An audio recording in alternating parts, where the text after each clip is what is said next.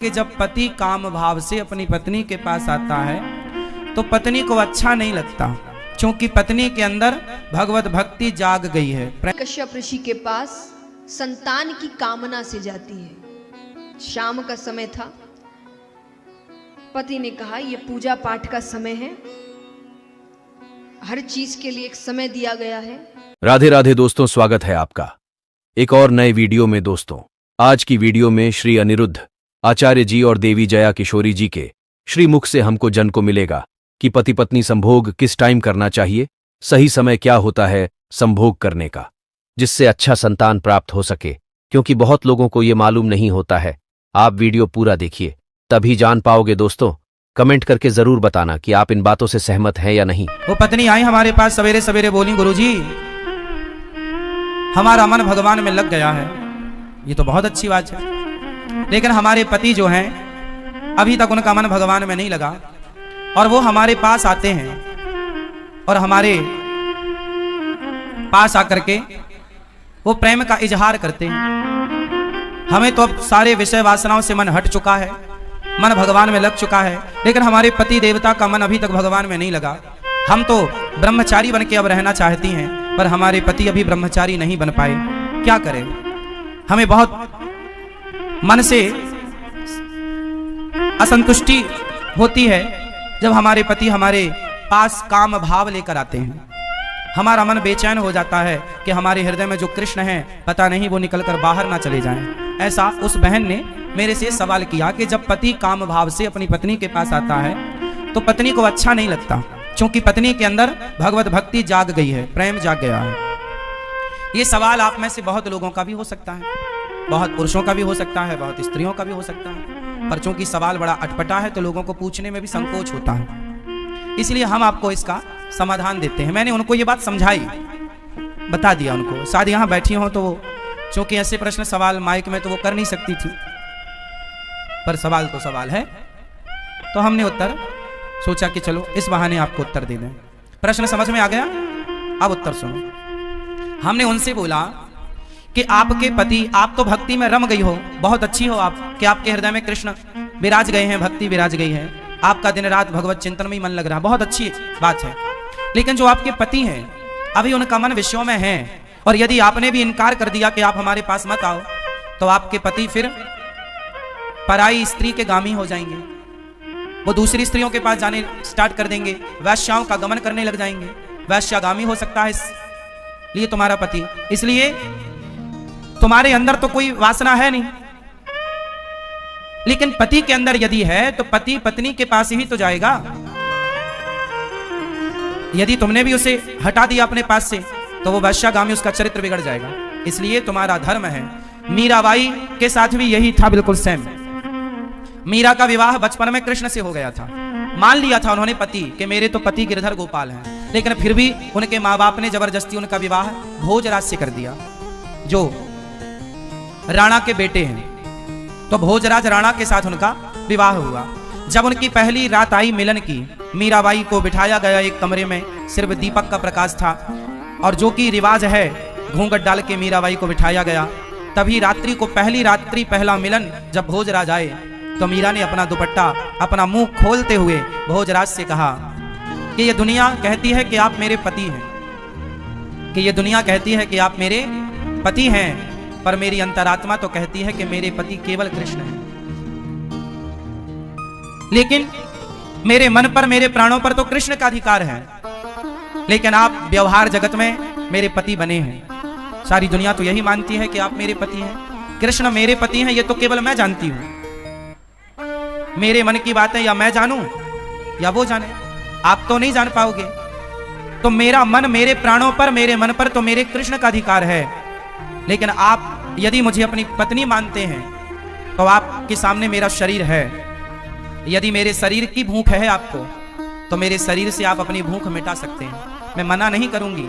आप मेरे शरीर से अपनी भूख मिटा लीजिए, लेकिन मेरे मन पर, मेरे प्राणों पर तो मेरे गिरधर गोपाल का ही वश है, कब्जा है।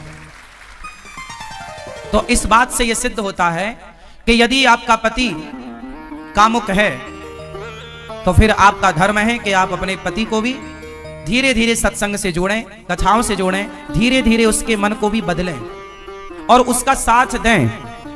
आप यदि सोचेंगे कि मैं तो भक्ति में रमी हूं, अब मेरे पति जो मेरे साथ रमण करेंगे, तो वो गलत है। वो गलत नहीं है, आपका धर्म है कि आप अपने पति को खुश रखें। राजा परीक्षित ने कहा, मुझे ये बताइए कि भगवान ने वराह अवतार कैसे ग्रहण किया। सुखदेव जी कहते हैं, राजा दक्ष की कन्या दिति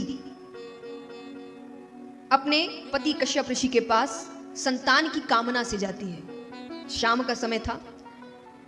पति ने कहा, यह पूजा पाठ का समय है, हर चीज के लिए एक समय दिया गया है, यह समय सही नहीं है। वो जिद करने लगी तो बिना मन से उन्होंने उनकी इच्छा की पूर्ति कर दी। नहा स्नान करके वो फिर से पूजा में लग गए। पत्नी ने सोचा पति नाराज हो गए, उनके पास जाती है। उसने कहा, मैंने जो किया आपके लिए ही किया, आपका वंश आगे बढ़ेगा, आपकी संतान होगी, आप जैसी तेजस्वी होगी। उन्होंने कहा, नहीं, गलत समय में किया हुआ कार्य गलत परिणाम देता है। कैसे गलत?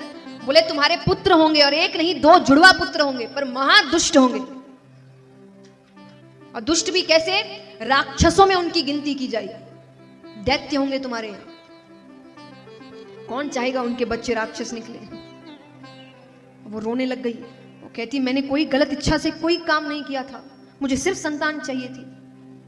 अपनी गलती मानती। तब उन्होंने कहा, देखो इसको तो नहीं टाल सकते, बच्चे तो ऐसे ही होंगे तुम्हारे, पुत्र तो, लेकिन जो पौत्र होगा तुम्हारे, वो भगवान का परम लाडला होगा। उस छोटे से बालक का नाम बड़े बड़े भक्तों में लिया जाएगा। और वो कौन था? प्रहलाद। दिति के पौत्र हुए थे प्रहलाद। तो पुत्र कौन हुए? हिरण्याक्ष और हिरण्यकश्यप। अब देखिए, क्योंकि सुनने में ये बातें अजीब लगती है पर समय अलग है। जब गर्भ धारण करते हैं तो कितने समय के लिए गर्भ धारण करते हैं? 9 महीने। दिति ने 100 वर्षों के लिए गर्भ धारण किया। और बालक जब हुए तो विचित्र अस्त्र शस्त्र लिए पैदा हुए, और पैदा होते ही विशाल रूप को धारण करते हैं, राक्षस पैदा हुए हैं। अब यहां पर सुखदेव जी से पूछते हैं राजा परीक्षित कि ये ऐसे विचित्र क्यों हुए और ये कौन है असल में? तब सुखदेव जी कहते हैं कि ये और कोई नहीं, भगवान के द्वारपाल हैं, जय और विजय। क्यों? एक बार भगवान आराम कर रहे थे, सनकादि ऋषि आते हैं, उनको कुछ जरूरी काम था भगवान से। उन्होंने द्वारपालों से कहा कि भगवान को बुला दीजिए। उन्होंने कहा वो आराम कर रहे हैं। अरे बोले, मुझे बहुत जरूरी काम है, आप उनसे कहिए कि हम आए हैं। अगर वो कह देंगे जाने के लिए तो हम चले जाएंगे। जय विजय कहते हैं, समय देखते नहीं हो, कभी भी आ जाते हो। उनका निरादर करते हैं। निरादर करते हैं तो उनको क्रोध आता है। क्रोध में आकर उन्होंने श्राप दिया कि जिस बात का तुम्हें घमंड है कि तुम भगवान के इतने करीब हो, मैं उसी घमंड को तोड़ता हूं और श्राप देता हूं कि 7 जन्मों तक तुम भगवान से दूर चले जाओ। श्राप सुन के तो वो डर गए, बहुत रोते हैं, बहुत माफिया मांगी, बहुत क्षमा याचना की। तब वो कहते हैं कि श्राप को टाल नहीं सकता पर कम कर सकता हूं। 7 जन्म की जगह 3 जन्म हो सकते हैं, लेकिन 3 जन्म में तुम्हें भगवान से ऐसी दुश्मनी लेनी पड़ेगी, इतनी दुश्मनी कि भगवान को तुम्हारे लिए अवतार लेना पड़े।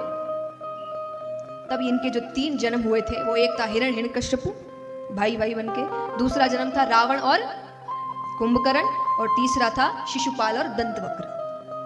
ये 3 जन्म हुए थे जब ये तीनों ने भगवान से अत्यंत दुश्मनी ली है। तो यहां पर 2 पुत्र हुए, हिरण्याक्ष और हिरण्यकश्यप। हिरण्याक्ष होते हैं वो समुद्र की विशालता देखते हैं और उसको युद्ध के लिए ललकारते हैं। समुद्र ने कहा, मुझसे युद्ध मत करो, मेरे तल पर पृथ्वी रखी है, इसको लेने कोई आएगा। उसको पता था भगवान ही आएंगे। उसने कहा उनसे युद्ध कर लेना। ठीक है, वो पृथ्वी के पास जाकर बैठ गया। अब यहां पर ब्रह्मा जी ने अभी तक रचना का कार्य शुरू नहीं किया था, धीरे धीरे रचना का कार्य शुरू कर रहे हैं। अब उनको लग रहा है कि रचना तो कर दूं पर उनको रखूंगा कहां। तो भगवान का ध्यान करते हैं और ब्रह्मा जी के नासिका से भगवान ने छोटे से वराह का अवतार लिया और वो सीधा समुद्र में जाते हैं। समुद्र से पृथ्वी को अपने मुख के ऊपर रख कर लेकर आ रहे हैं। बीच में हिरण्याक्ष आता है। उसने कहा, पृथ्वी ले जाना है तो मुझसे युद्ध करना पड़ेगा। भगवान और उसके बीच युद्ध होता है, भयानक युद्ध होता है, और भगवान उसका उद्धार करते हैं और पृथ्वी को अपने साथ ऊपर लेकर आते हैं। बहुत बहुत धन्यवाद दोस्तों वीडियो पूरा देखने के लिए। आपको वीडियो कैसा लगा? क्या आप महाराज जी के बातों से सहमत है या नहीं? वीडियो को लाइक, कमेंट और चैनल को सब्सक्राइब कीजिए, क्योंकि यहां पर रोज ऐसे ही वीडियो देखने को मिलेगा। आपको मिलते हैं नए वीडियो पर। राधे राधे।